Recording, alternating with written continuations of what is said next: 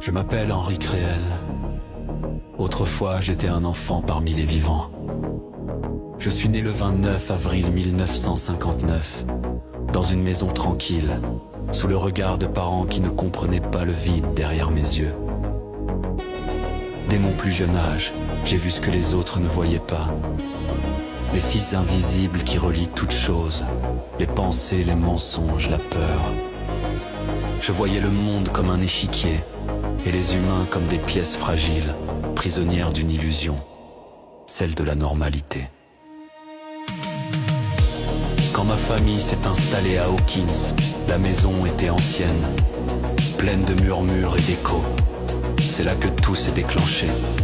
J'ai senti l'appel d'un autre monde, un monde de silence, de sport et d'ombre, un monde qui me ressemblait.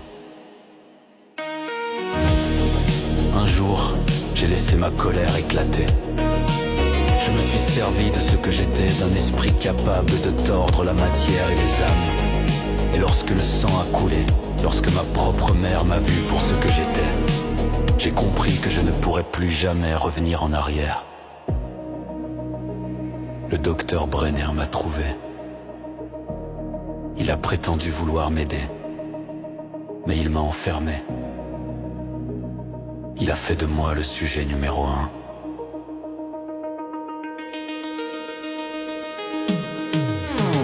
À Hawkins Lab, j'étais un cobaye. Ils m'ont observé, testé, brisé, reconstruit. Ils ont étudié ma puissance sans jamais comprendre sa source. La haine tranquille, la lucidité absolue. J'étais l'avenir qu'ils redoutaient. Puis il y a eu 11, la petite prodige, la fille silencieuse avec un pouvoir qui rappelait le mien.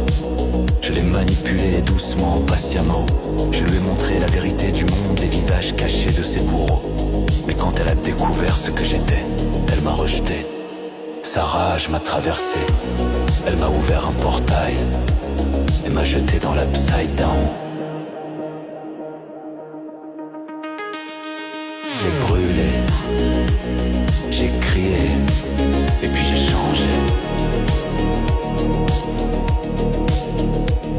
J'ai brûlé, j'ai crié, et puis j'ai changé.